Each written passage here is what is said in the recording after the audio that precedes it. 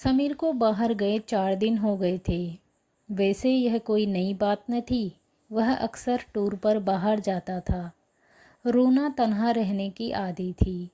Flats के रिहायशी जीवन में सबसे बड़ा फ़ायदा यही है कि अकेले रहते हुए भी अकेलेपन का एहसास नहीं होता। कल शाम रूना की प्यारी सहेली सीमा आई थी। वह एक कंपनी में जॉब करती थी। उससे देर तक बातें होती रही। समीर का जिक्र आने पर रूना ने कहा कि वह मुंबई गया है, कल आ जाएगा। मुंबई शब्द सुनते ही सीमा कुछ उलझन में नज़र आने लगी और एकदम चुप हो गई। रूना के बहुत पूछने पर वह बोली, रूना, तुम मेरी छोटी बहन की तरह हो। मैं तुमसे कुछ छुपाऊंगी नहीं। कल मैं बड़ौदा गई थी तो मैं एक शॉपिंग मॉल में थी। ग्राउंड फ्लोर पर समीर के साथ एक खूबसूरत औरत को देखकर चौंक पड़ी।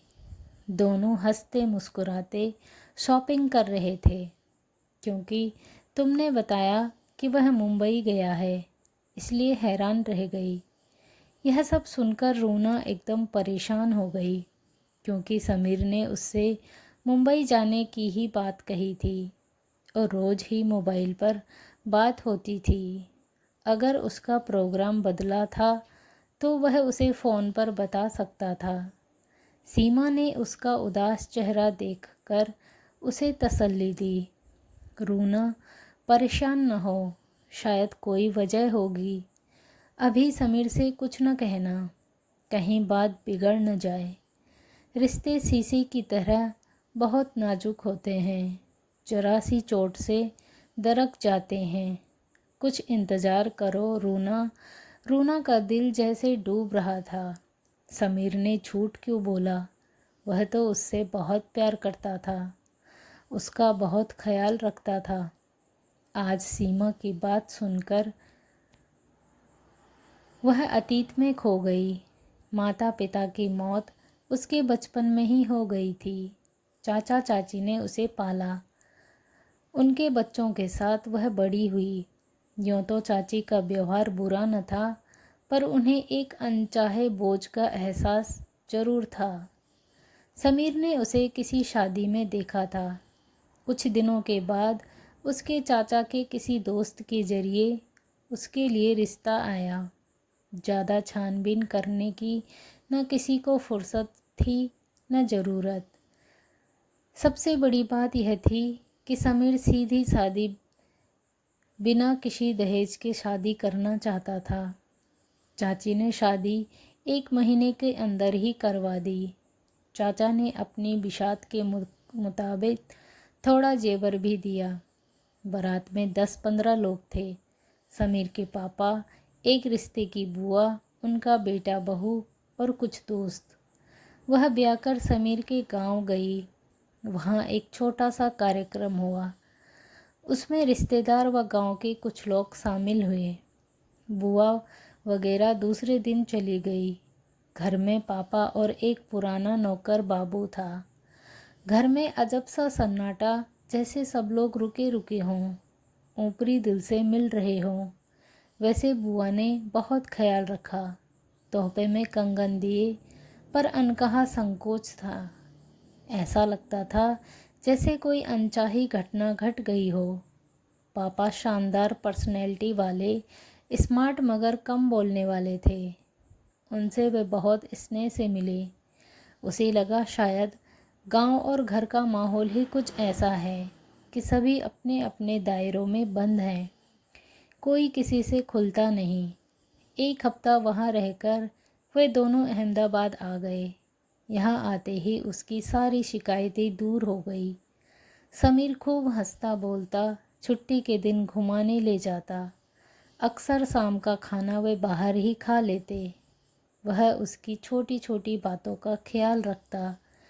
एक ही दुख था कि उसका मायका नाम मात्र था।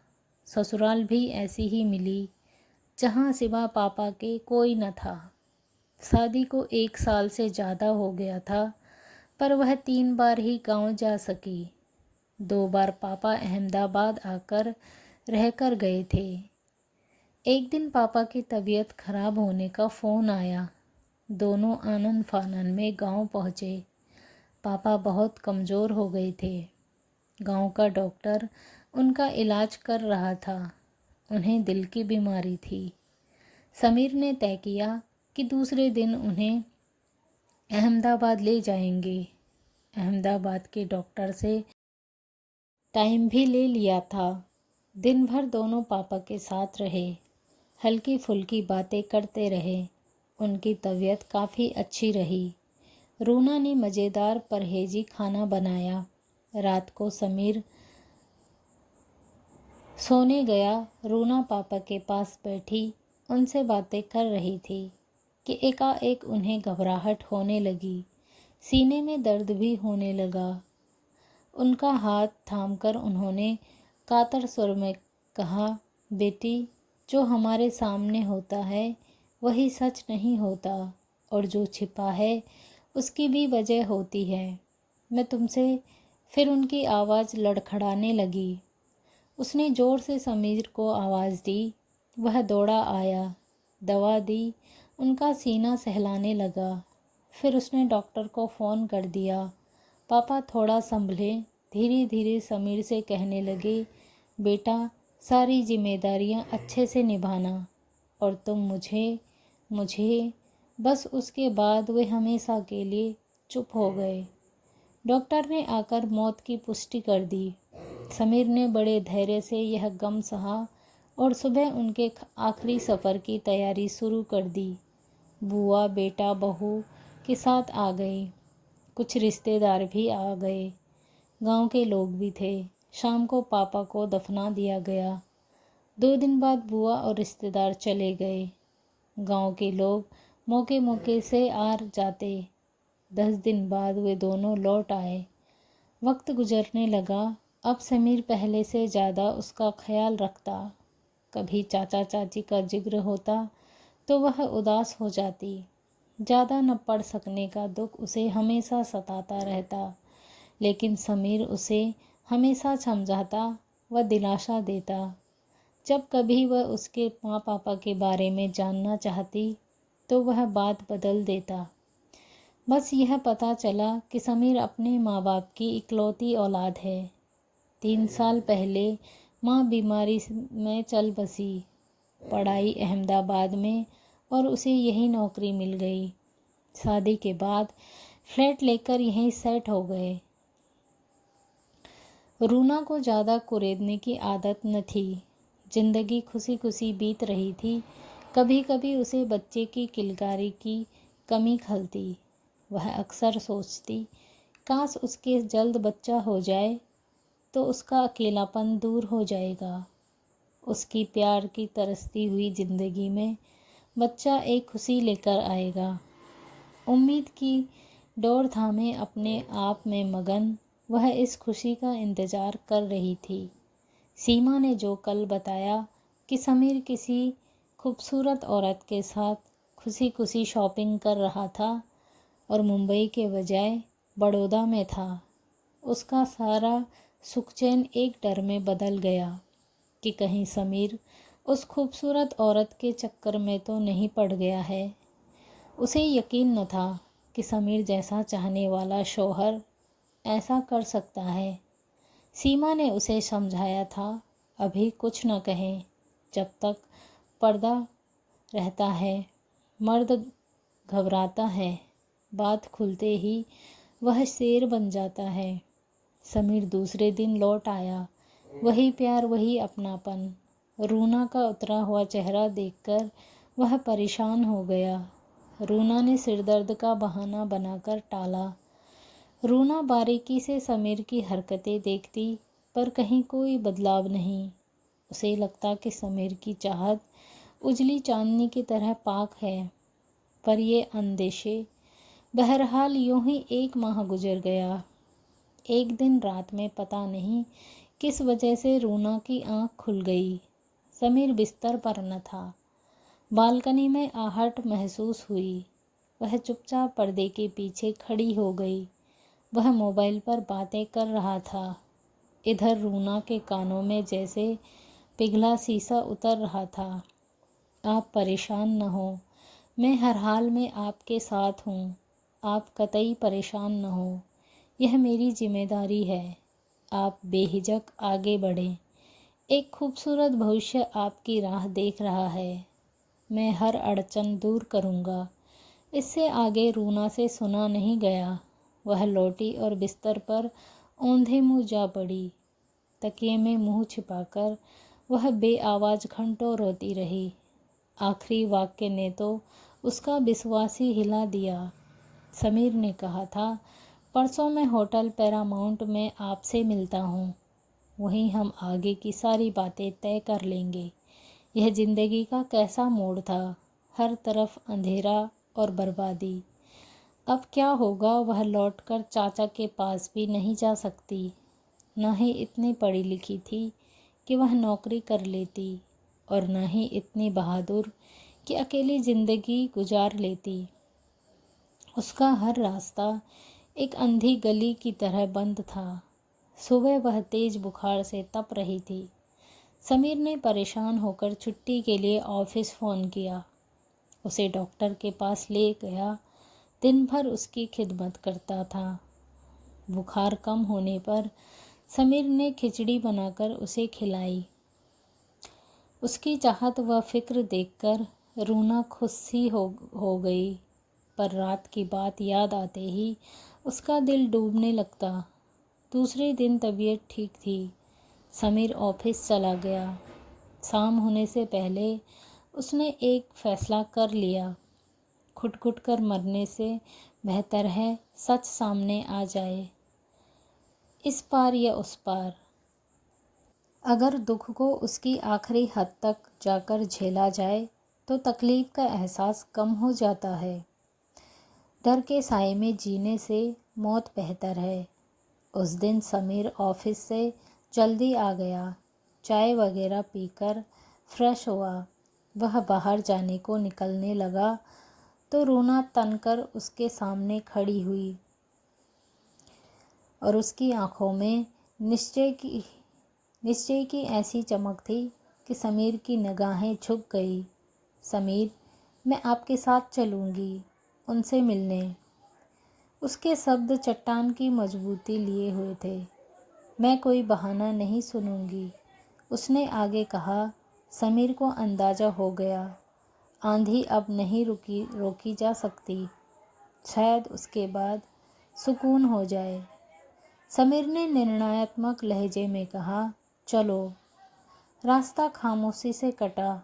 दोनों अपनी अपनी सोचों में गुम थे। होटल पहुंचकर केबिन में दाखिल हुए। सामने एक खूबसूरत औरत एक बच्ची को गोद में लिए बैठी थी। रूना के दिल की धड़कनें इतनी बढ़ गई कि उसे लगा दिल सीना फाड़कर बाहर आ जाएगा। गला बुरी तरह सूख रहा था। रूना को साथ देखकर उसके चेहरे पर घबराहट झलक उठी। समीर ने स्थिर स्वर में कहा, रोशनी, इनसे मिलो। यह है रूना, मेरी बीवी, और रूना, यह है रोशनी, मेरी माँ। रूना को सारी दुनिया घूमती हुई लगी। रोशनी ने आगे हाथ बढ़कर उसके सिर पर हाथ रखा। रूना शर्म और पछतावे से गली जा रही थी। कॉफ़ी आते आते उसने अपने आप को संभाल लिया। बच्ची बड़े मज़े से समीर की गोद में बैठी थी। समीर ने अदब से पूछा, आप कब जाना चाहती हैं? परसों सुबह। कल शाम मैं और रूना आकर बच्ची को अपने साथ ले जाएंगे, समीर ने कहा। वापसी का सफ़र दोनों ने खामोशी से तय किया।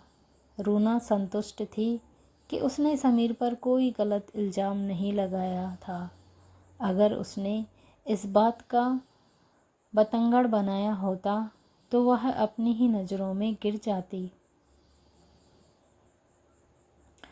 घर पहुंचकर समीर ने उसका हाथ थामा और धीरे धीरे कहना शुरू किया, रूना, मैं बेहद खुश हूँ कि तुमने मुझे गलत नहीं समझा। मैं खुद बड़ी उलझन में था। अपने बड़ों के ऐब खोलना बड़ी हिम्मत का काम है। मैं चाहकर भी तुम्हें बता नहीं सकता। करीब 4 साल पहले पापा ने रोशनी को किसी प्रोग्राम में गाते सुना था। धीरे धीरे उनके रिश्ते गहराने लगे। उस वक्त मैं अहमदाबाद में MBA कर रहा था। मेरी मम्मी हार्ट पेशेंट थी, अक्सर ही बीमार रहती। पापा खुद को अकेला महसूस करते। घर का सारा काम हमारा पुराना नौकर बाबू ही करता। ऐसे में पापा की रोशनी से मुलाकात, फिर गहरे रिश्ते बने। रोशनी अकेली थी, रिश्तों और प्यार को तरसी हुई लड़की थी। बात शादी पर जाकर ख़त्म हुई। मम्मी एकदम से टूट गई। वैसे पापा ने रोशनी को अलग घर में रखा था, लेकिन दुख को दूरी और दरवाजे कहाँ रोक पाते हैं। जब मुझे पता लगा, मैं गांव गया। बुआ भी आई। काफ़ी बहस हुई। पापा ने अपना पक्ष रखा। बीवी की बीमारी उनके कहीं न कहीं आने जाने की वजह से वे भी बहुत अकेले हो गए थे। जिंदगी बेरंग और वीरान लगती थी। एक तरफ से मम्मी का साथ नाक के बराबर था। ऐसे में रोशनी से हुई उनकी मुलाकात, ज़रूरत और हालात ने दोनों को करीब कर दिया। उसका भी कोई न था, परेशान थी। वह प्रोग्राम में गाने गा गा कर ज़िंदगी बसर कर रही थी। दोनों की उम्र में फ़र्क होने के बाद भी आपस में अच्छा तालमेल हो गया तो शादी ही बेहतर थी। पापा अपनी जगह सही थे। यह भी ठीक था कि बीमारी से अम्मी चिड़चिड़ी और रूखी हो गई थी। वे किसी से मिलना नहीं चाहती थी, पर अम्मी का गम भी ठीक था। जो हो गया उसे तो निभाना था। बुआ का बेटा बाहर पढ़ने गया था। बुआ अक्सर अम्मी के पास रहती। पापा दोनों घरों का बराबरी से ख्याल रखते, लेकिन अम्मी अंदर ही अंदर खुल रही थी।